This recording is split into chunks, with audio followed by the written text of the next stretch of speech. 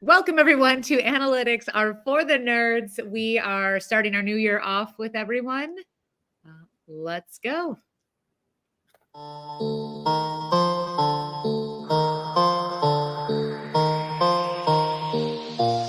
Pick it up, pick it up, pick it up, pick it up. You see the drippy, I'm fitted up. Hop in my car and the giddy up. Secure the bag, yeah, I get the bus. Pick it up, pick it up, pick it up. You see the drippy, I'm fitted up. Hop in my car and the giddy up.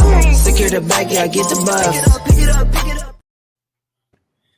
I don't know what I just said. I apologize to everyone. I made a riddle up. I haven't spoken to anyone. I don't know intro. So happy New Year. Yeah, you really let down your let's go there. You're like up here and you're like, oh, let's go. I know. Yeah, I mean everyone can tell it's still 10:12 at Louie's house, so it's the new year hasn't changed anything. But yeah, the weirdest intro. How is everyone doing this 10 days into the new year? Ryan, are you still alive? I see that's good. Yeah, doing great. Excited for some playoff challenge talk, and just generally, I mean, this is such a great time of year for sports. I mean, this weekend in the NFL is so awesome. I mean, even if you're not a fan of any of the teams that are in the playoffs, like this is just a great time. So I'm excited for the weekend. Yeah. Nothing like watching Miami on a Saturday before 5 p.m. I mean, that's wild. Louie, how was your happy belated birthday to Louie? I'm glad that you brought it up because you know I was about to. So I'm glad you took that. Yeah, I'm 40 and old, but yeah, I had a fun birthday in Montreal, and I haven't offed myself since. So we're Ellie, you'll know this comparison, and maybe I told you this earlier today if we were talking about it, but it felt like after a weekend you like work at the club or like, a big comedy weekend, and then you just go back to being a normal person. Like I lived like a fucking king this weekend in Montreal, a king. And then I came home and I was like, still fat, old, have a toddler. My house is fucking dirty. Like, oh yeah, back to regular life. So. Spending Kohl's cash. I get it. We've all been here.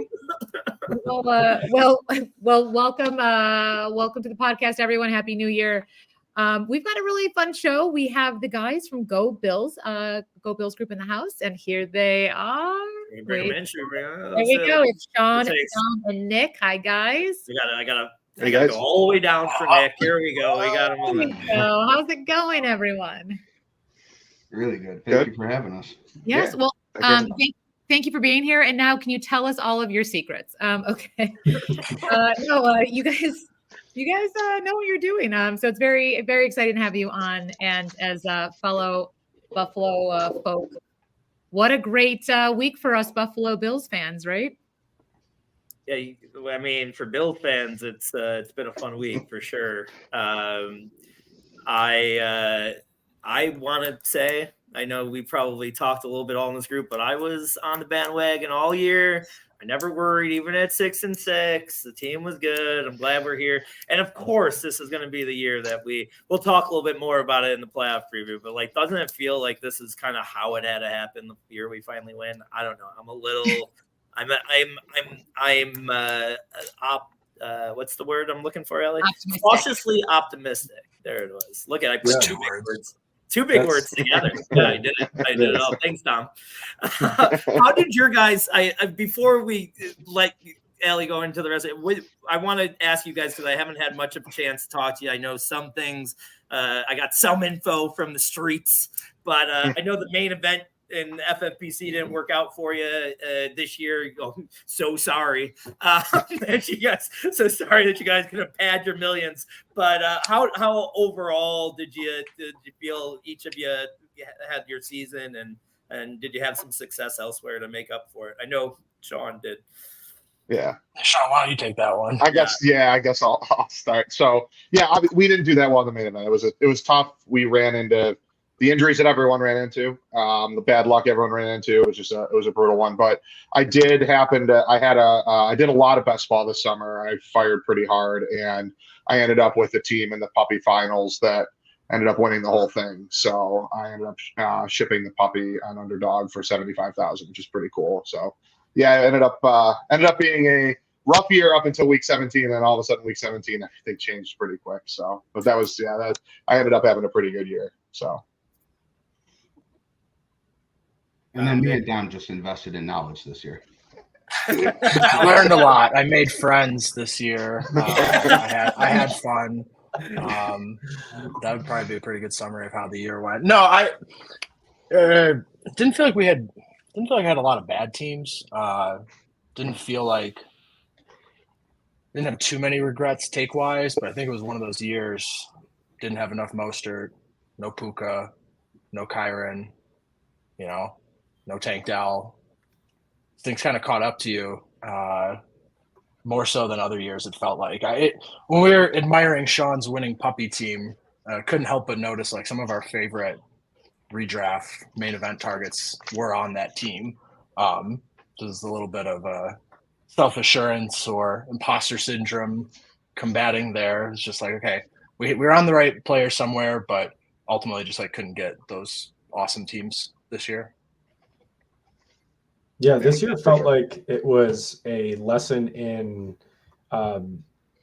potentially, questioning your priors in the sense of, going into the season, a lot of us were not in on the Rams, we're not in on the Buccaneers. A lot of teams that you think that maybe weren't able to support, the offensive weapons, and they turn out to be the ones that end up getting you to the playoffs and then, ultimately winning you championships. So I think that's going to adjust the strategy for next year and maybe trying to find the teams that, everyone's down on, that you potentially can extract a lot of value, right? I mean, Kyron was an 18 or 20th round pick in best ball drafts. So, finding these guys that, are in a secondary role or maybe are in an offense, there's a lot of crowded position group. So, just taking those shots. But again, who knows? The narrative, the story could completely change next year, and you're going to have to keep up. So you just have to, you can't stray too far from your process. You got to stick with it. That's the important lesson, I think, there for sure. Was there a big miss on your guys? Probably like someone you invested a lot in that was like a huge flop. Were you guys in on Pollard or JSN was probably the closest thing? JSN. He just wasn't usable really at any point this year. You could plug him in if you were in a pinch, but you never really felt like he was. Also, not a huge investment though. I mean that. Fifth. A lot of the drafts are won in between like that 5th and 10th round. So if you miss on all those picks, you're in trouble. So just finding hits in that range, like the Mike Evans of the world, the Cortland Suttons, just like some of the older guys that you forget about that dip in the draft process. I think just not fading those guys completely and clicking them just a little bit more was a pretty important lesson from this year. We at least main event specific too. We didn't have a ton of the late draft pick teams, which it kind of seemed like the way it shook out this year, that was one of the better places to be. And the spots we did have picks late-ish, we landed on Bijan, who definitely ended up hurting you more than you feel like you should have from there. No CMC in the main event teams too. That never helps. Double-digit teams and no CMC. Yeah, tough year, but not a year where I think you need to be super results oriented and crumple everything up you've been working on. A lot of good process. I wouldn't even say bad result, just like mediocre or not ceiling. Had a hard time finding ceiling all year. So yeah, good process, mediocre results year. It is what it is. Try a little better next year, stay focused, and do it all again next summer. That's right. Just go all in on Puka next year. That's all you have to do. We are a big Puka podcast here. If you guys were just watching our podcast in the previous offseason, maybe you guys would have had a little more. Had a little bit. But not the key is finding next year's Puka. Yeah. And then hammer that. Quickly, I know Allie's going to go into the playoff preview here, but like one thing I've talked about a lot this week is just how much it's going to change just the injuries, specifically are going to change fantasy football. This year was like so horrible that I feel like people are going to overcompensate how they build their teams. And I think we're going to really see like some teams really load up on running backs because of it. There's going to be a lot more four quarterback builds. Like, I think you're going to see it because people got screwed this year. One place that, and this is kind of unrelated to fantasy, but one place where I think there will be some value is like the year-long props, because they're going to have to build in. So many people got burned on injuries on year-long props, and I think Vegas is going to kind of build that in next year. And I think there will be some value in overs next year because at the overs on the year-longs. Yeah. All right, I'm sorry, that was just my point. Go ahead, Ellie.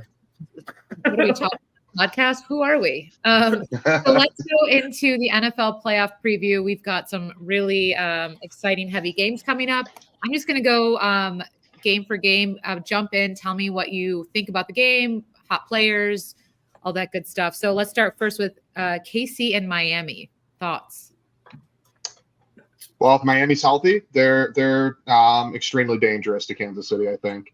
But it doesn't seem like they're going to be. They might be close to healthy on offense, but if Waddle really is coming off a high ankle sprain, even if he plays, I can't imagine he's going to be effective for them. And with the injuries that they've dealt with on their defense in the last 3 weeks, it's hard, like even with the issues Kansas City's had all year, they've still scored reasonably well. So I tend to think Kansas City is going to come out on top on this one. I think Miami's just fighting an upward battle at this point, and momentum is really against them, and they're dealing with too many injuries to really make any kind of realistic run. At least in my opinion. I would like to add, it's going to be 8 degrees in Kansas City on Saturday. How do we think that's going to affect play? Yeah, it's going to affect it a lot. Yeah, it's going to turn into more of a Pacheco and Mostert HN type game, and who can win the battle in the trenches is going to determine that game, I think. Yeah. Go ahead, Ryan. No, I think it's just an important consideration to think about for all of these games, right? I mean, we get to January and February football, right? And you want to believe that everything you've seen before is necessarily going to happen in the playoffs. But, as Nick and I have talked about, I mean, going back years even, right? Like it's about who gets hot at the right time. And, weather conditions definitely play a role in that. You cannot, Sean McDermott was already talking about this week how his game plan is, they're going to have to prepare for the elements, right? I mean, do you think that they're planning to just air it out against the Pittsburgh defense? Probably not. They probably want to find mismatches in the run game, especially without TJ Watt. So, it's important to think about these things before building a playoff challenge team, because who is going to be the driver of the offense? Now, if it's the Bills, I still think it's Josh Allen, right? But maybe James Cook gets a nod over any of the pass catchers because, as we've seen lately, that ball just gets spread around, right? So, you're not dominating targets like you used to with Diggs. Maybe you take Cook or maybe you take Allen. So these are all things that we'll get into, but just on the game side of it, I mean, weather is going to play a factor, I think, in multiple games this weekend. In perfect Ryan Muir fashion, you ask him about the fucking KC Miami game. He's talking about James Cook. What the fuck? Look, this was supposed to just set up a beautiful transition. He's letting I have to be the one fighting this battle because we all know I talk a lot. But you go from one to the. I was like, what is it? Did I just hear James Cook? Who did you say was going to win? Did you say that anyone's going to win the KC game? Did you even pick a winner? Did I pick a winner? Yeah. I still think it's Kansas City. Yeah, I think KC. I'll quick. I think KC too. The weather's the biggest point. I hate playing those narratives too much, but sometimes when you have like the data that shows how bad they are in that type of weather, like you gotta listen to it a little bit. I like Tyreek to have a big game, like just the whole revenge game thing. His first game back in KC, like I'll probably bet some props pretty major there.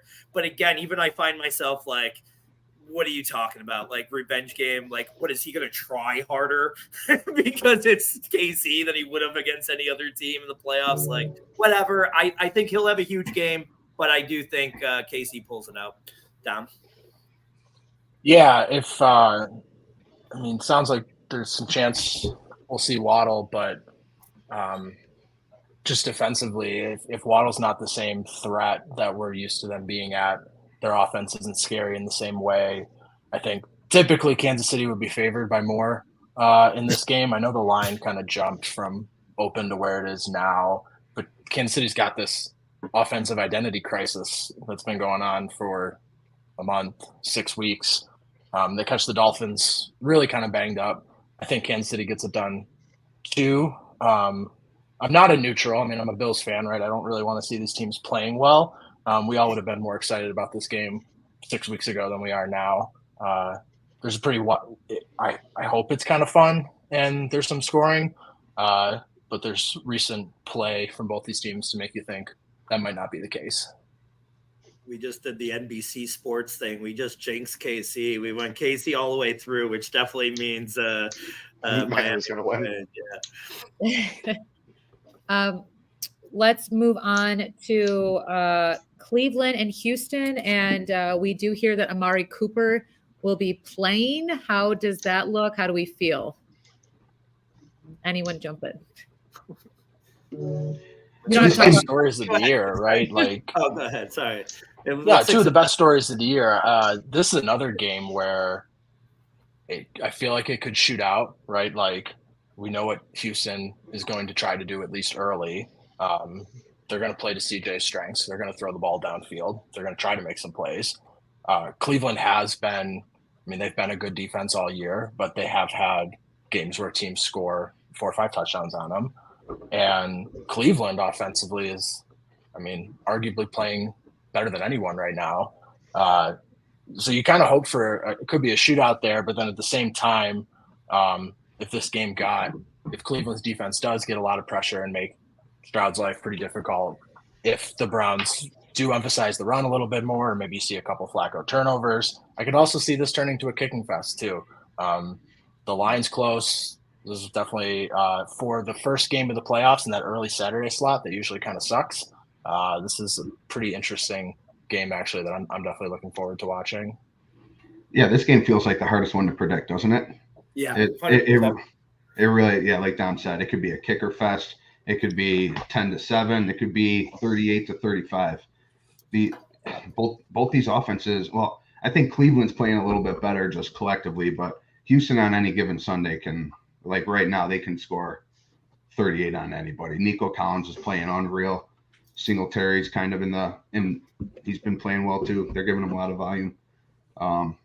Yeah, I'm excited for this game. I think my lean right now is Cleveland, but that could go. It could go either way. I just want to be done with the Flacco underdog story is not a fucking underdog story. This dude's 40, won 2 Super Bowls. Go die somewhere. I don't know. He is like just blowing this up like it's cool. Okay, cool story. Came off his couch, but I don't want any goodwill for like whatever. Even Flacco's 2 touchdowns and he's 40 and it's cool, or 2 Super Bowls and he came off the couch. That's fine, whatever. I don't hate him that much, but I don't want any goodwill for Cleveland. Like, they fucked up this Watson thing. They did horribly. Like, they fucked up so bad. They brought this douchebag on their team, and now they're just gonna walk into 40-year-old fucking Superman Joe Flacco. Fuck that. I just want to believe that it's done. So I'm gonna go Houston here, but I agree with both of you. This is the hardest game of the weekend for sure. Louis, we all dream of getting off the couch and being able to go play in an NFL game. Like, Joe Flacco is living out the dreams of so many Americans right now. Like, that is what makes the story so compelling. He's playing how every backup should play. Like, you get these guys that come in and they dink and dunk it the whole time. Like, air that shit out when you get in there. That might be your last chance. You know, I love what he's doing personally. I think it's awesome. I think it's great too. I think Cleveland wins this game too, unfortunately. I hate their organization. I think they're one of the most mismanaged organizations in the game, and it's going to kill them. This is maybe their best chance to win a Super Bowl this year. If they don't, I don't think they ever will, because of that contract that they gave him. But that being said, I think their pass rush is too good. I think Stroud's biggest issues throughout college and throughout the year this year have been when he's been under any kind of significant pressure. That's when you see the picks. That's when you see the bad picks happen, and that's Cleveland's best attribute. They can get to you. They've got Myles Garrett. I think it ends up being a game that Stroud wants to forget. He looks like a rookie, and I think Cleveland actually wins this one handily, which is not what you really want to see, but I think that's what ends up happening. Yeah, to put a bow on this quickly, I think my heart tells me to pick Houston because I want them to win. My head tells me Cleveland's going to do it, and I just think that they're a more complete football team at this stage of the year. That's going to matter in a matchup that's tight like this. I think that both teams benefit from the fact that it's in a dome right now and it's in Houston as opposed to Cleveland. But at the same time, you know, I just think that Cleveland's going to find a way to get it done. They've been playing well. And as much as I would love to see Houston through to the next round, I think it's going to be Cleveland. I was 98% sure Ryan was going to mention Bernie Kosar somewhere in this. Oh, yeah. 10-minute rant. I felt like a Bernie Kosar reference was coming. No, okay. So that's a little. We're all split, but I think that kind of, it kind of shows how close this game's going to be. I think, Sean. I think you made the best argument. I kind of like. I'm kind of on your side right now. We'll see. Congratulations. 1 point for me. Yeah, we won't mute you. That's what we're saying. Okay. Next up, let's talk about the Bills versus Pittsburgh. Bills home field advantage.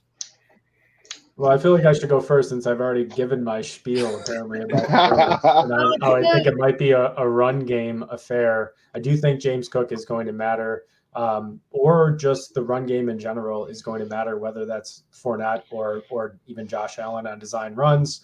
I expect the Bills to take care of business. In my opinion, this is the most lopsided matchup of the week. I know it's tough to say as a Buffalo sports fan, and you're jinxing yourself by saying things like that. I have all the confidence in the world that the Bills are going to take care of business against a TJ Watt-less Pittsburgh Steelers team. Go Bills all the way. They're going to take care of business. The last time the Steelers were in town, we had 35-mile-an-hour winds, 40-mile-an-hour gusts, something like that. Josh Allen threw for almost 400 yards. We scored 35 points. I don't think the weather necessitates that it's going to be a full run game for the Bills. I think we can handle it. That being said, I do think Leonard Fournette will be important in this game. I think Leonard Fournette is actually a more interesting running back to maybe look at. I'm a little worried about Cook, but I don't know how much they trust him, to be honest. But I like Lenny. I think Lenny's going to have a pretty good game, but I think the Bills are actually going to come out throwing in this game, and I think they're going to walk the Steelers pretty comfortably. I don't want us to get into a slog run fest with this team. I prefer to come out pretty aggressive early. If that doesn't work, we can turn it into a little bit more of a ball control game, just thinking they probably won't score. They won't break 20. But I'd like to see us play pretty aggressive. I'd like to see them play us. What? I'd like to see them break 20. I agree. Yeah, so I'd like to see us attack them in the secondary early. If that doesn't work, we'll take it from there. Go Bills. Not even 1% worried about this game. We're going to handle our business. Josh is gonna be on that level. I feel like against New England from a few years ago, where he's just on a rampage. Pittsburgh's not going to be able to stop what we're doing. They're missing Watt. Is Fitzpatrick playing? I haven't seen that yet. Probably would be my answer. It seems like Tomlin said he was optimistic. Yeah. For whatever that's worth. Check the coach speak index on Twitter.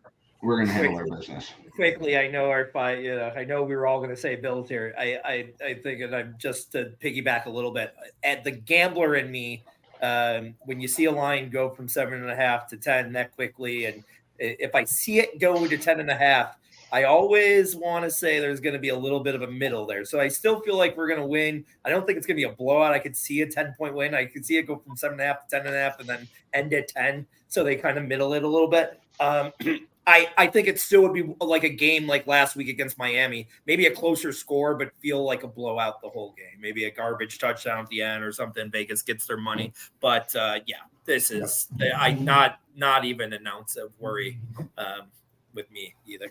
Go Bills. Go Bills.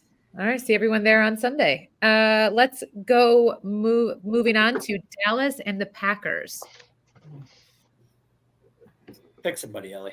We're all just sitting here staring at you. How about I choose Cowboys versus the Packers? There are two teams I don't like. I can never just say Dallas, so I guess I have to go Green Bay. I just can't. Yeah. Yeah, it's easy to hate the Cowboys. I know. I look at this game and I see a Green Bay team that is definitely has come on in the last 5 to 6 weeks, but they're running into a defense that can make young quarterbacks look silly real quick and forces turnovers very efficiently. And Jordan Love has turned the ball over. So I still think Dallas is going to come out on top. I think that the talent is going to shine through a little bit too much there. Green Bay's good. Green Bay's a really exciting young team. I just don't think their defense is good enough. I don't think they're going to stop CeeDee Lamb consistently. I think CeeDee Lamb is the best wide receiver in the NFL right now. And the way he's playing, if you're not on your game, if you don't have elite on elite, I don't think you're going to be able to stop them. And it just seems like that's just going to be too much of that for Green Bay to handle. For the record, I don't think Green Bay is going to win, but on the record, I can't say Cowboys. That's fair. That's what I'm trying to think because I'll go quick so everybody else can go. It's boys. I all my bets here are on boys and the Bills. So you'll see this later when we talk about the playoff challenge. All my playoff related bets. I have Bills and Cowboys. There's a Super Bowl matchup at 14-1. I have Bills beating the Cowboys at 30-1. I'm counting on that being the Super Bowl. And so that's what I'm playing hard. Hopefully the game stays close because there's just nothing better than seeing Green Bay and Dallas like on TV playing a playoff game. It's just a cool look. But I think Dallas rolls. It feels like Dallas has the advantage on offense and defense. Green Bay's defense is really bad, and Dallas plays extremely well at home. Feels like a big mismatch. I think Dallas wins by 20 plus. I'll take Packers on the spread. Cowboys money line. Is that a cop out? I think Packers will keep it close. Your most dangerous enemy has nothing to lose, right? Green Bay has absolutely nothing to lose in this game. They will be throwing it. I don't expect them to try the run heavy thing like we tried against Dallas, tried and succeeded with. But that's on the table for them too. So I think there's paths for them to keep this game close. But I'm not going to go fully out on the ledge there. I am going to go full rogue here. I'm going to pick the Packers. I think there are these weird games every single playoffs that nobody expects a team to lose. I think the Cowboys are vulnerable. Their run defense sucks. I still think that. And Aaron Jones is still really, really good.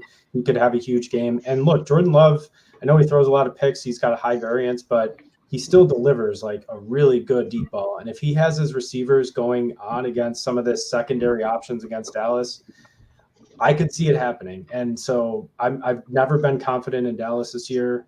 So I'm going to go with the Packers, just straight up going to win that game. I like it. All right. Any more thoughts on that game? Yeah, everyone's like, fuck that game. I get it. Sounds like yours going to be fading CeeDee Lamb in the playoff challenge. Yeah. It's a tough call, I know, but I'll take that, Ryan. It's good. Moving on to Bucks and Eagles. First question: will the Bucks score more than 9 points this week? Yes. Okay, there you go. Everyone's back in. All right, there we go. Yeah. I'll start it off and we'll go around the circle here. I think the Bucks win this game. Maybe I'm recency bias. I'm letting it affect too much here, but shit's falling apart there. I like Baker. He's been a lot better than anybody's given him credit for. I think Philly's really there's a Sirianni problem there, and there might be just I don't know if it's Brown definitely out or he's AJ. He's questionable, right? Like they're Yeah, and I waiting results. Yeah. It doesn't sound like it was as bad as it looked. So maybe he gets in as at least of a decoy, but Spitz hurt, and I don't know. I like the Bucks to win this game. I'm with you 100%. Philly is just super banged up right now. We don't know about Devontae Smith either. AJ Brown's questionable. If those guys aren't 100%, they're not winning that game. They rely on those guys a lot. Goddard, I guess, is back and healthy, so that's important for them. But Tampa's just playing better ball right now, and I guess Baker's a little dinged up right now too, so that might even it out a bit. But I still lean Tampa Bay right now. I'll take the Eagles. I can see why this could be definitely a challenging spot for them on the road. And not playing well, but ultimately I think they find enough there, and I don't know that Tampa Bay is really that scary. I'm not sure that they've had like they've scored more points than we expected, so I think sentiment's like, oh, they're kind of decent, but we expect them to be terrible. That's why Mike Evans was like such a late draft pick, right? I don't think they're quite that good. I don't think good enough offense, good enough defense. I think Philly finds a way in a close game. Yeah, I agree with Tom. I think Philly's got this one. I do think it'll be relatively close. I think, going back to Tampa, though, a little bit, I think Dave Canales, the OC, I think if I were the Los Angeles Chargers, I would do everything in my power to remove Dave Canales from Tampa Bay and make him my head coach. I think what he's done the last 2 years with Geno Smith and now Baker Mayfield is unbelievable. And if I was any team that had a reasonable offense already, that would be my number one target to run it. But I think Philly is too talented across the board, especially on the offensive line. I think they're going to be able to run the ball. I think Jalen Hurts is too good. I think the tush push is too good. I don't think there's an answer for that that exists in the league. And when every first down is really 1st and 8, basically, I don't see how you can lose. It's tough. It's tough for me to see I can lose to a team that's kind of medium like Tampa. I think Tampa's playing well, but I think Philly takes care of business. Co-sign on almost everything everything that Dom and Sean are saying. I'm going to break the tie in favor of the Eagles. I do think that, a lot of times when you get into the playoffs, yes, it's about who's hot, but you can't also forget about what a team has done in, let's say weeks 1 through 9 at the same time, right? So 6 weeks ago, nobody is thinking that Philly is dead in the water. And if you go to any of these underdog drafts right now and the playoff challenges, like people are leaving them out for dead. And I think that might be a big mistake. There's a chance, I think a very good chance, that they play at least 2 games, right? In the playoffs, they're going to win one. And, because they don't have a first round bye, and that's still pretty valuable to have a piece like that on your team. So I'm in on the Eagles. I think they're going to win this week. I don't think they're going to the Super Bowl, but stranger things have happened. And I think they're going to pull it out against a plucky underdog Bucs team. I am going to have, I was just going to say before you went, because Sean was talking about, like, I'm going to have trouble explaining 2 things to my daughter in 20 years. I worry about both these things. One, COVID. Like, I don't think I'm going to be able to put in perspective what COVID was like for her. The other thing is trying to explain what the fuck the tush push is. Like, I can't, because it's going to be outlawed this year. Like, hey, it's 1 year. They're going to outlaw it. Maybe. I actually don't think so. This thing. There is a guy behind. No one else runs it effectively beside the Bills. I don't think they're going to ban it. You don't think they're going to ban it? I don't think they can. I don't think they have a good enough reason. Not enough. Because they're good at it. Teams. It's not a good enough reason. Well. One team being good at it is not a good enough reason. If everyone was doing it and it working, there would be a different argument for it. But the fact that got a only good point there, because it is. Yeah, there are teams. You need the right quarterback to effectively pull that play off. Yeah. And the right offensive line. You need the whole thing. Yeah. And I think there's only 2 teams in the NFL that can run that play with consistency, and it's Philadelphia and Buffalo. So I can't write if they don't ban it, I can't wait for like 3-4 years where they're like going to be like, there's going to be tush push specialists. It's just going to be like guys like Manute Bull, 7-Eleven. Yeah. That's going to be great. Right. Guys, Why are men so afraid of the tush push? That's why I want to know why the other 31 teams have no. Why, guys? Can you tell me? You don't play that in Pee-wee? Like, what's going on? What's that? When will boys start doing the tush push? Pee-wee, high school. I'm not scared. Right. Other teams. The quarterback sneak is a pretty good play in youth football, so they're probably already running. It is. They are probably 9 years old. As soon as they're putting pads on, they're hitting the A gap. Yeah. I can imagine like one kid being like, "Can I be that position?" And then the dad's like, I don't think they can't write the tush push out of the NFL, the script yet. I think we need at least one more year of stories of like, will they, won't they, tush push. Like, you got to let this character develop a little bit more before they write it off. Yeah. I want to go fully the other way. I want to get rid of every type of illegal formation, illegal shift. Nobody even knows what these shifts or formations are. Just do what you want.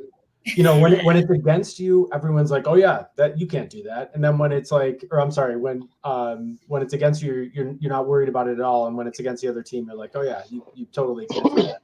Nobody has any idea what they're doing out there. Just get rid of let the players run free. That's what I say.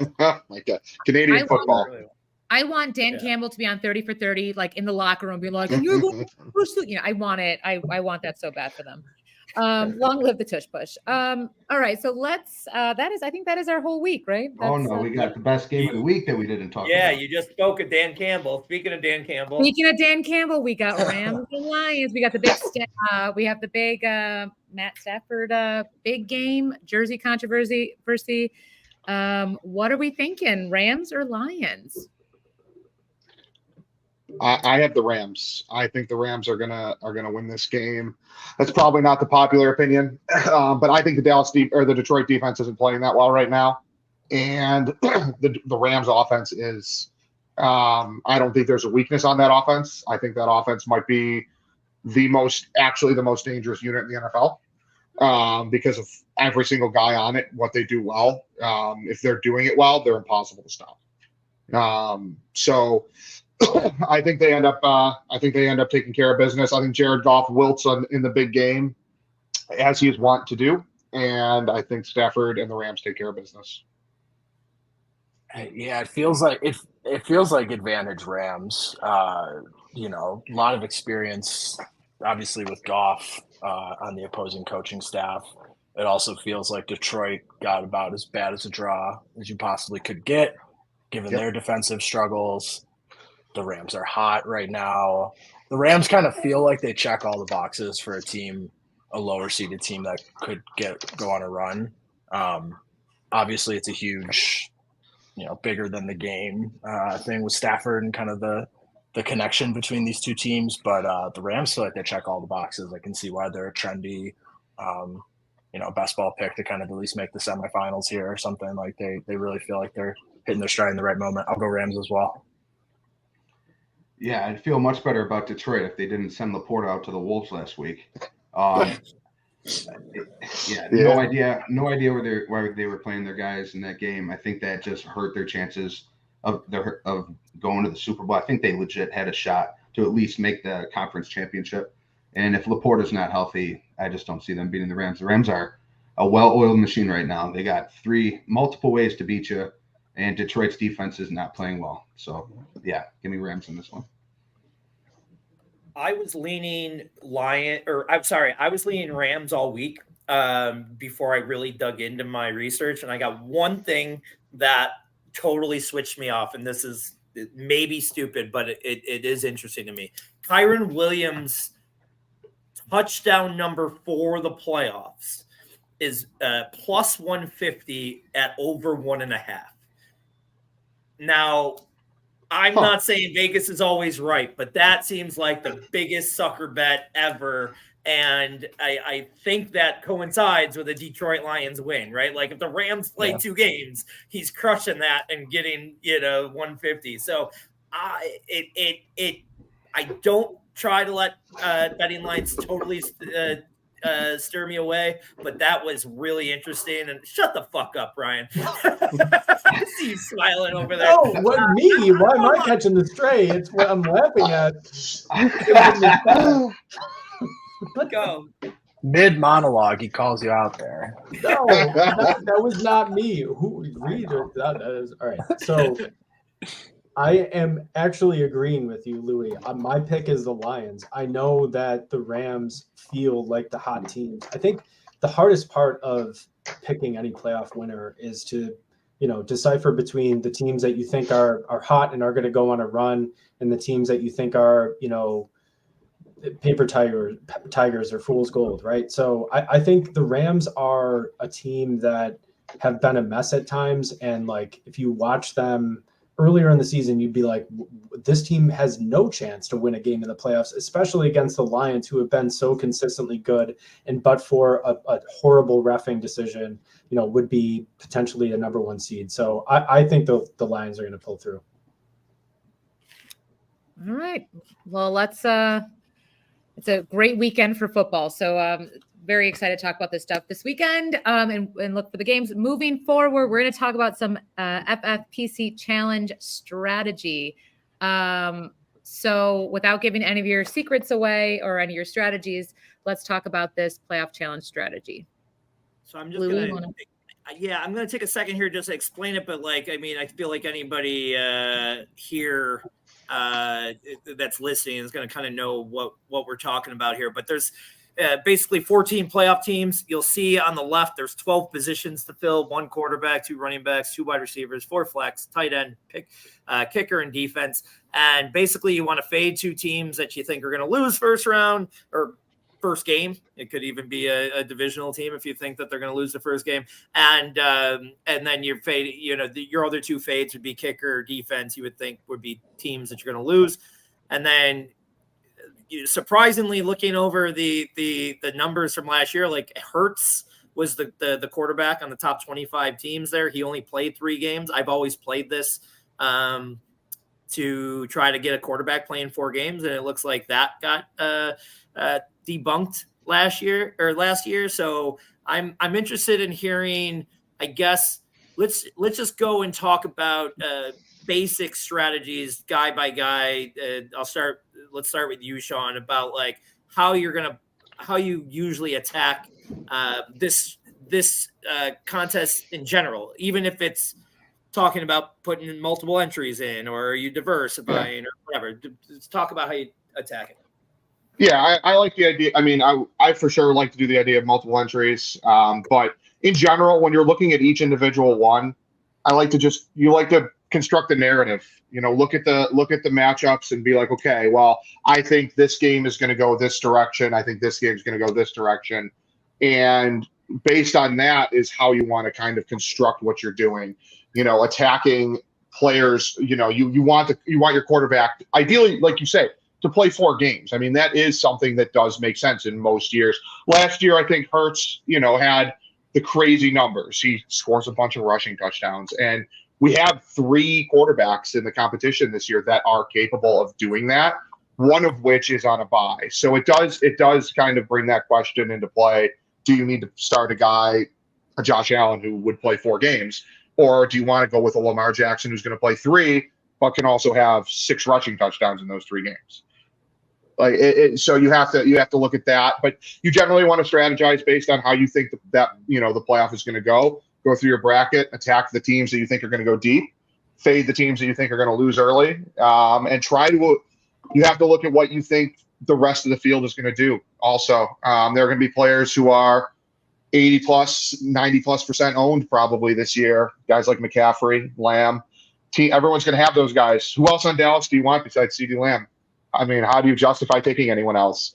So you have to look at that when you're building your team in terms of finding uniqueness in some way, finding a guy that is less than 10% owned for your lineup that you think is going to be good enough to make your lineup relevant.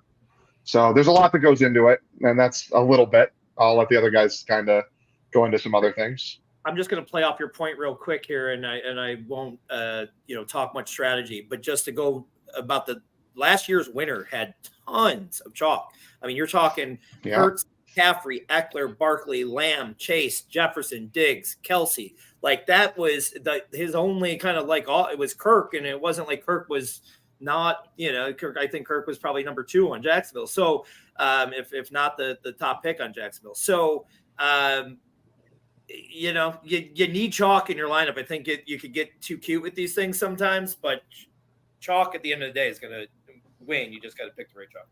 I think you have to. Oh, sorry.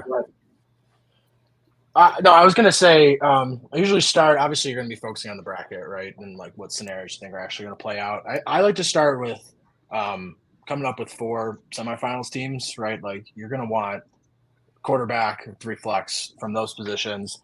your 4 losers in the first round starting the fades. And then the levers in the middle are kind of the intersection of where you think ownership is going to be on players like CeeDee Lamb is a great example. Really hard to justify picking anyone else other than CeeDee Lamb if you have the Cowboys playing at least 2 games, right? So if for whatever reason you wanted to or to diversify a little bit, create a lineup without Lamb, okay, what's going to happen there? It's a Cowboys loss. It's a Packers player probably in making a lineup rather than a fade. It could be an Eagles team that you like an Eagles, like a Jalen Hurts quarterback. Like try to, retrofit what you're thinking for the semifinals. Consider what you think ownership might be, kind of based on teams. I like to at least throw everyone who's somewhat viable kind of on one plate when I'm doing this, like in Excel, roughly in the order of ownership I think it'll be, and start kind of mapping out different lineups with different shells or just like some locks you'll have and tinker with the rest. I guess just a couple of points. I think it's useful for teams that, if when you're looking at, I like how you mentioned 4 teams and that, you try to pick out the 4 semifinal teams. I like even going the step farther and saying, who do I predict that's going to be in the Super Bowl? Because you really have to kind of nail that matchup, or at least one of those 2 teams. And then I try to pick the quarterback between the 2 that I think has the higher, ceiling, right? If it's San Francisco, Baltimore, right? Both teams are out in the first round. You might want to look at, the DFS slate and say, maybe I want to load up. I'm talking about some underdog strategy, but you may want to load up on some of the Cleveland guys to get your points in the first round. But you do have to predict, who you think is going to advance. And I think one of the other useful strategies here is to, look at those swing matchups. We talked about Cleveland and Houston. Try to capitalize there, right? If you think that one of those teams, Houston, who would be surprised if Houston or Cleveland, one of those 2 teams, won 2 games? I mean, it could happen with Cleveland with its defense and Houston with that offense, finding a way to get an edge. But at the same time, my last parting point is you can't overthink this thing at the same time, right? Everything has been chalk in the past, or a lot of chalk. You have to find small, different, tiny edges to get your advantage.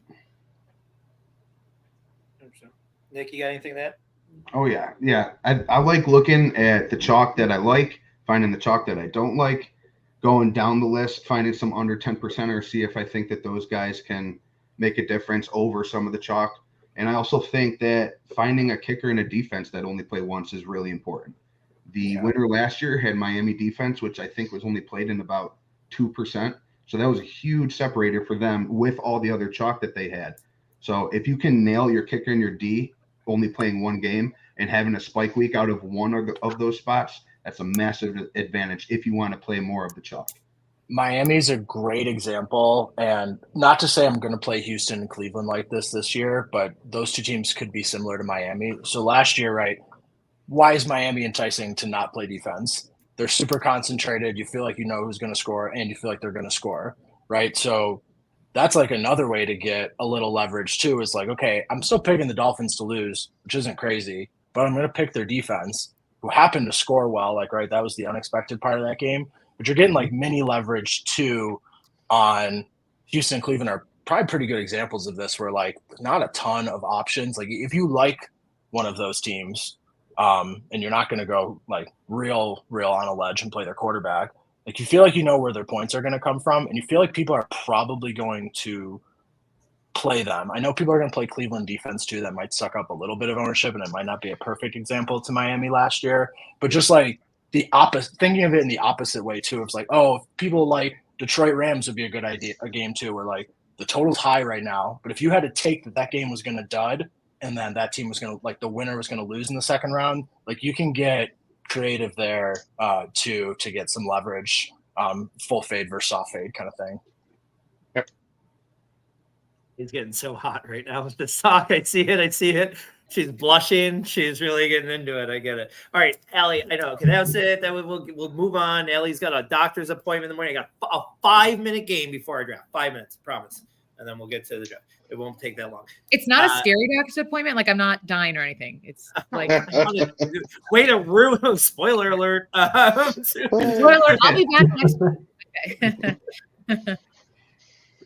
Hopefully. Okay, there are 19 quarterbacks that are currently on playoff rosters, that have played in a playoff game. Now they are on playoff rosters, so just for example, Watson is not considered because he's not on the active roster. Sure. Let's go around. Double answers lose. And if you don't have an answer, you obviously are out, and we'll see if everybody can keep going. Allie, let's start with you. And there's 19 quarterbacks that have played in the playoffs this year that have played in the playoffs previously. Go ahead. Josh Allen. Josh Allen is one. And right off the bat, guys, there's 20 quarterbacks that have played in a playoff game because I didn't put Josh Allen. All right, Josh Allen, go ahead. Yes, you got the answer. Ryan Mira, go ahead. We'll go Tua Tagovailoa. Yes, go. Is that right? Dak Prescott. Oh, wait. Is Tua not right? Who hasn't played? Skylar. I don't know if Tua's played in the playoff game. I don't think he has. Didn't. Yes, you're right. He has not. Just double check for me real quick, Sean. But he has not. Is Ryan eliminated in the first round? I think he might have been. Guys, pick something. Dude, they lost to us. They lost to us 2 years ago in Week 18, right? Didn't make it, and then Skylar last year. Yeah. Guys, pick players that are not doing it, so then I win and Louis' game is done. I agree. Joe Burrow. Go ahead, Lamar. Yep. Joe Flacco. Yep. Back to me. Back to you. Patrick Mahomes. Yep. Mason Rudolph. No. Started? Not Mason even Rudolph played. did No not start. stats whatsoever. Really? Yeah, I checked to see if he I had got a way pro. too cute. Yeah, you All guys right. are I guess I way got too too cute cute. with You this. cute. I'll go cute. Tyler Huntley. Yes. That's the easy cute one. Matt Stafford. Yes. Russell Wilson. Not in the playoffs this year. Nope. Out. Good. Didn't want to play. Okay, Dom and Nick only. Go Dom. Baker. Yep. Jalen Hurts. Yep. Mahomes. Already said. Out. Nick Wait. wins. Boom. Who said that win? Allie said Second Mahomes. round? Oh, shit. Yeah. Case Keenum. Case Keenum. Case Keenum is on there. Trevor Lawrence. Mariota, Josh Johnson, Skylar Thompson is the reason why Ryan was wrong. Keenum, Trubisky, Prescott, Wentz, Goff, Bridgewater, Purdy, and my favorite, John Wolford. John Wolford. Very, very cute. If somebody would got that. Josh Johnson. If anyone got Johnson Josh Johnson, is good too. I mean, that would have been a good one. We can move on. Sorry, Ellie. Thank you. No, it was a blast. We had a great time. Kyle Allen wasn't on that list, huh? Kyle Allen was Kyle not. never started Kyle one? Allen was not. Look at it was so good. We're still talking about it, Louis. Great job. See? So good. All right. You want me to do the order? I'll do the order. You explain to our guests, our host, what? Just tell what we're doing. All right.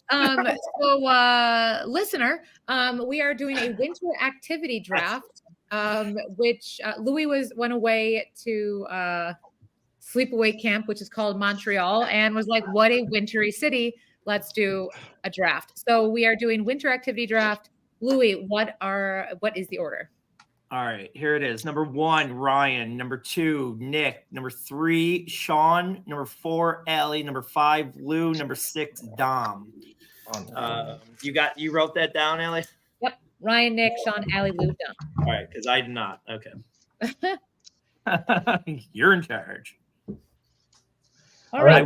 I'll ahead, start us off. I think the first easy pick here is just Holiday Valley. I'm going to say if you're a skier or a snowboarder, just going to Holiday Valley, or if you just like to sit in the lodge and drink alcohol or hot chocolate, it's a great time. So going to Holiday Valley is a great time.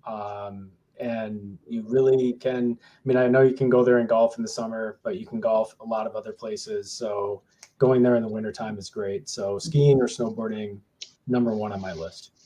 Ryan playing up to our national viewers with the local skis resort that no one knows about. All right, cool. Number one pick. I like it. Well, if somebody else takes skiing or snowboarding at a different place, I mean, that's that's fine. Yeah, I feel like you could take skiing and like I feel like that's yours. That's right. I'm picking a specific spot in my I got it. Nick, right? Yep. I'm a little less athletic, so I'm gonna go with sledding. Cute. It's a little bit more fun for us bigger folks that don't want to get on skis or snowboards and just fly down the snow and laying down. So yeah, sledding. That's a classic. All right, I'm going to take one that I did in my younger days. Certainly don't do anymore, and I'm going to steal it from Dom, who I assume is going to take it. But I'm going to go with pond hockey. Pond hockey is an elite winter activity. When you have a good spot to play, there's nothing better in the winter. I do miss that very much. I'm a little too old and a little too fat to play it now, but those were the days. I'm next. Am I allowed to say ice skating, or are we saying that pond hockey is ice skating? No, ice skating is different. Ice skating is different. Yeah. Okay, so I'm going with like Snoopy style ice skating. Just boring. I like it. No, that's not boring. Feet on the knees. Okay. It was on my list. Okay. I'm going to go, there's a lot here, and I'm not a big winter guy. As most of my friends know, I don't do a lot of, I really hate it. It's a sad time for me. I'm going to start my first pick because it's just the 101 for me here. And crying. I do a lot of crying. It's not the best time for me mentally. So the 101 for me, at least, is I do a lot of crying in the winter, and I think that's where I got to go here. I feel that 100%, man. Okay, not sure how I'm supposed to follow that up. I'll say one of my favorite outdoor winter activities growing up is, my dad, his family business, he had a plow truck. He would plow all the snow from our driveway into the backyard, and we would make a giant snow fort out of it. Like take igloo, snow fort, whatever you want to call it. I'll throw that one up there. And then I think I might snipe Louis on this to go along with his crying. I'll say drink hot chocolate. There's nothing better than hot chocolate in the winter. I imagine it's decent after a good cry as well. But yeah, I got 2 little kids now, so we're big hot chocolate household. I'll take that one on my second. Homemade hot chocolate was on my list. It's a big one, so I agree with you. And with your kids, I got my 2-year-old into it, like where she's 2 and she knows how to make it like by herself. Nice. So yes, I love hot chocolate. That's good. And you can do it while crying. So all right, I'm back. I don't want to go stupid again, but I might go stupid later. Snowball fight has to be here, and again, it's bringing me back. That reminds me of a lot of times I cried as a kid during winter when they would chase me home from school. No, snowball fights are fun still. Like still to this day, if there is someone around you that you like, won't beat you up, whether it be like a somewhat decent friend or like someone that's like a nerd or weaker than you, you are going to throw a snowball at them if there's like a perfect one in front of you.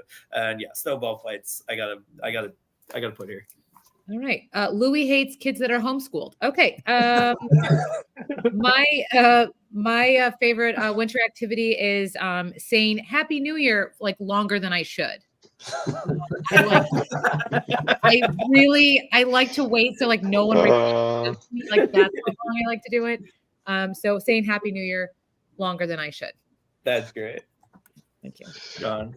I just threw Happy New Year on an email today at work. And I was like, I haven't talked to you since last year. This is close. I included it though, so with you, Allie.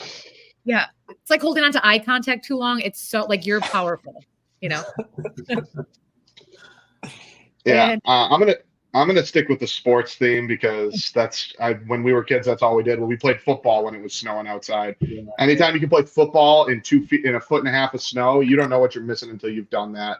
Let me tell you, the hits you can lay on people when there's a foot and a half of snow on the ground, it's amazing. So I'm going to go with football in the snow because you can take a violent sport and just make it even more violent. And there's nothing better than that. Nick, huge, like building snow forts as a kid. That was always one of my favorite things in the winter, like just gathering up a bunch of snow, making like a bunker, and then throwing snowballs at the other people. Didn't you take that, Dom? Didn't you take? I think Dom was 101. 101. I think Dom took snowboards first round. All right, hold on. I'll go a different one. Sorry, dude. We put the Xbox in the igloo at some point in our teenage years. Like we took an extension cord and drilled the hole, like put the hole to the side of it. And we totally had chairs and Xbox in there. Hilarious. But it's totally gone, so you can't have it. All right, I'll go with Buffalo Bills tailgating instead. It's nothing like tailgating in December. I like that. You bring if you see kids out there, there's nothing like watching a kid witness some of the things that go down at Buffalo Bills tailgates in December. It's one of my favorite things. The people that bring their kids to the games in December, they are strong troopers. Love it. My dad brought me to the 93 AFC divisional game against the Raiders. It was -40 wind chill. And I remember him coming to pick me up from school early Friday, so I could play hooky for a half a day. And we went to go get socks with batteries in them and the whole thing so we could be ready. And then at one point, I lasted about 10 seconds, but he let me take my shirt off to look cool. He was really irresponsible. He was not a great dad. Go ahead, Brian, you're up for 2. I'm up for 2. All right. My first of 2 picks is going to be golf simulators. That was, look, I think, nobody likes to be cold. God. You don't have to be cold. You can basically play a round of golf with your buddies. And it almost feels like you're really just out there on the course because you're drinking and having a good time. Golf simulators are the best. Frog Hair was way ahead of its time on Transit Road, and that place opened way before all these other places took off. But man, that's such a great concept. So golf simulators are my second pick, and my third pick is just taking a trip to Florida, just getting the fuck out of it. Because there is nothing better than being in a nice warm place when it's cold outside where you normally live. And I want to be away from this from a period of time. I know that's kind of a way out. I know Louis I see his face. He's not happy about this pick, but look, I think it counts. It's a winter activity. 100%. No, it was just on my list. That's all I'm just saying. But no, it's perfect. So I think it's great. It's great. Getting away. Yes, that's my third pick. I think it's great. Back to Nick. I'm going to go with board games. If you're not feeling something outside, I love a traditional, just get your friends together or family and I'm all about strategy and whatnot. So getting a nice board game together with your friends or family is one of my favorite things to do when it's too cold. Wait, Nick, are you a settler of Catan? Are you a Oh Catan? my God. No one even plays me. People don't even play me in that game anymore. You don't want to play him, right? I do. I want to. You don't. Well, at least we'll never have to change the podcast name.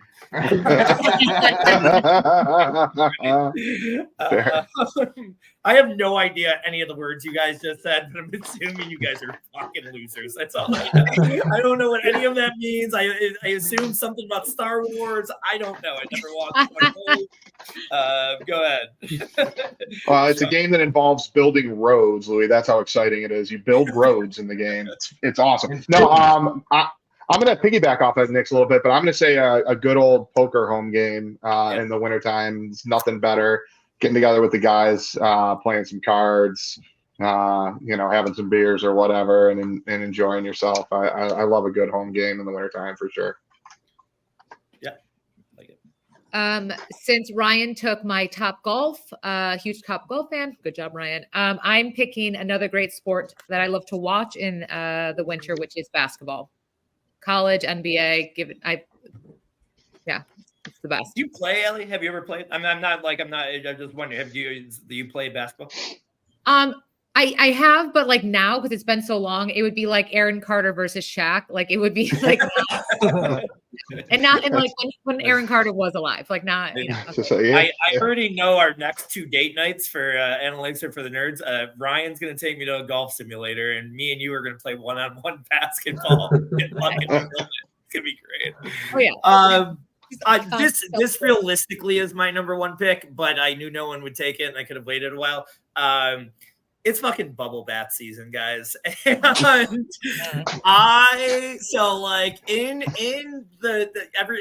Allie might be actually the only one that knows this about me in the room, but like I have bad OCD that every time I sweat, we've been friends along this. Yeah. No, it sounds funny. You're talking about bubble bath.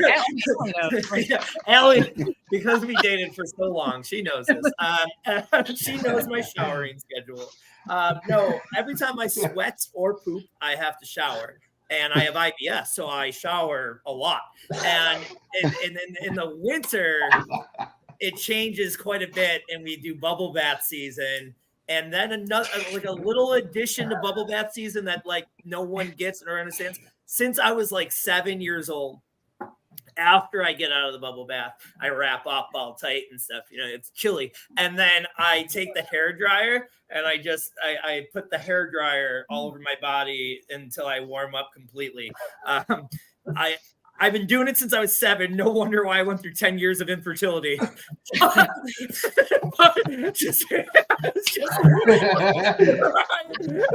frying my balls for 20 years.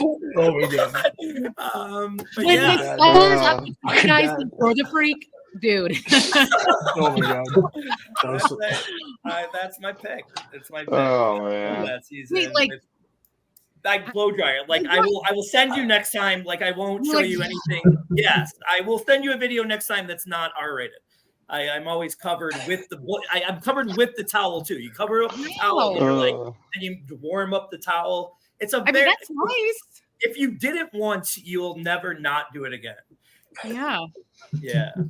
Is it like the drive longer than the bathroom?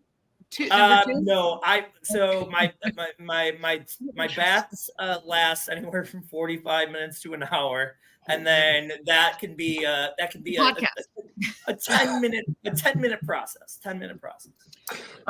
We've lost all of our listeners. Just to imagining the image of me blow drying my naked body. Okay, go ahead. It's wild. Anyway.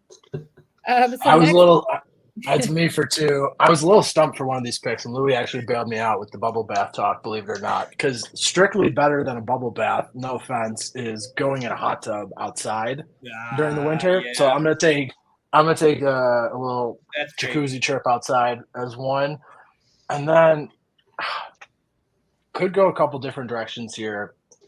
I think this would count as a winter activity. It's just putting up your holiday decorations. Whether they're Christmas decorations or Hanukkah decorations or whatever the fuck you're celebrating in December. It makes your house happy. It's fun to put them all up. It's fun to buy some more every year and like continue to accumulate. I'm showing my age here and the fact that I have 2 small children by talking about how much I enjoy this, but I'll say hanging up decorations as my 4th there. Yeah, I like it. I have some pretty decent ones here that I want to go with, and I don't know. I need this because it's it exemplifies winter. Chili, making chili. It's not like you're fucking ever doing it in the summer. Chili is a winter thing. It's bomb. I don't need to explain chili to you guys. You know chili. Yeah, soup mode. I was going to be entering soup mode for my last pick, but I cannot take soup in good conscience anymore. So great pick. Yeah, I feel like I should get chili. I feel like I should get chili / soup, but whatever. I'll go with just chili. I can't take soup. Somebody else can take it, but I don't feel right about it. Go ahead, Allie. This is my final pick, correct? Yeah. Yep. My final pick is buying Louis a towel so he doesn't have to blow dry. No, it's in similar vein is just watching Pete Carroll chew his gum aggressively up and down a sideline mine. It's my favorite winter activity. Also, goodbye to Coach Carroll, but he's the best. yeah, It was a good run. It was a good run. He was the best. His awesome. Enthusiasm and energy, 72 years Unmatched. old. I mean, it is incredible. Unmatched. We did a pick your like favorite coaches, but I accidentally picked the hottest coaches, and I think he was my number one. It wasn't even your favorite coaches. It was it was the toughest coaches. We did Coach Fight Club, and she picked Carol one, and I go, what? And she's just I think he's hot. And like, can we drill down on this at all? Because I've heard other people talk about Pete Carroll's hotness, and I'm like, if you could put one like sentence together explaining it to me, like how would you do it? It's the aggressive chewing. You know, he's got mouth action going. He's curved over, so he's probably doing some work. You know what I'm saying? But I think it's the hair is good. I think he's super smart. Like he plays the game really well. Well, he doesn't play the game, but you know, he's a great coach. But yeah, it's really it's the hair. He's got the hair, the jawline, the energy. Yeah. And Ellie has a little thing. Love a silver fox. Yeah, she likes older guys. So that's that's her. If you have a CPAP, you are my type. You know, like that's what I'm saying. You just made the guys in my poker game really excited.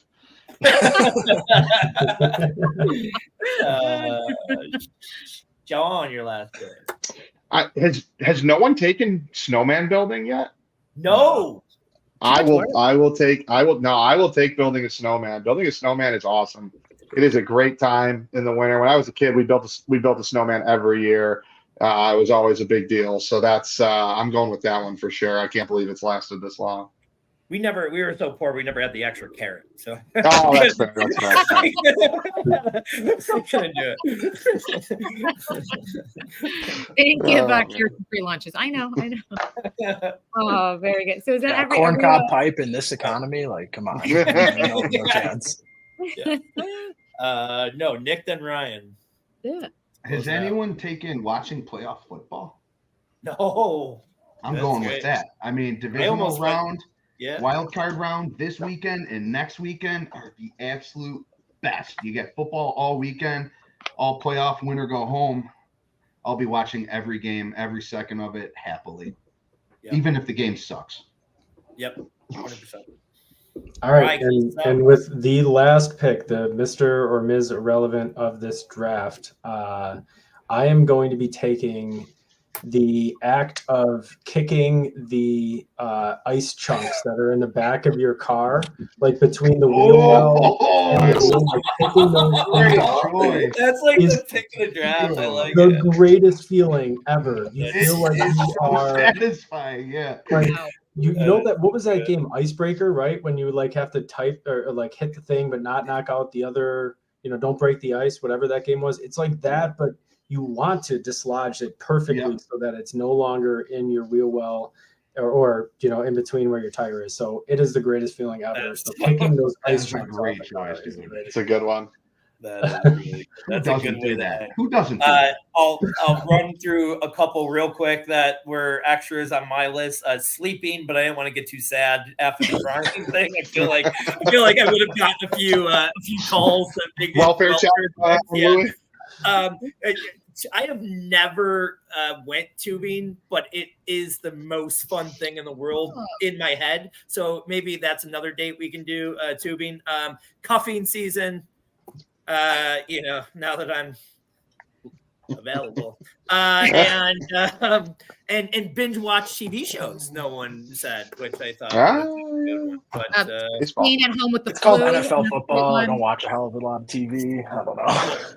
What was that, Ellie? I'm staying at home with the flu. Oh, hello. Like, hello. Like the fake flu. No, just saying being sick during winter. I mean, that's the only time. Sorry, that sounded very like Aaron Rodgers. I'm not against. I didn't say the fake. Oh yeah, like, yeah. Like, hold on, let me put on my tinfoil hat. We'll be I'll be pretty right now. All right. Okay. My tank top. Oh, you mean? There you go. Well, that was a fun draft. I feel like there's definitely some great picks in there. I would like to thank Nick, Dom, and Sean from GOBILLS groups. Guys, thank you so much. We've got a fun playoff weekend, so best of luck. I know you're going to stick around for a second for this FFPC Challenge Strategy afterwards, but thank you so much. This has been Analytics for the Nerds. Happy New Year.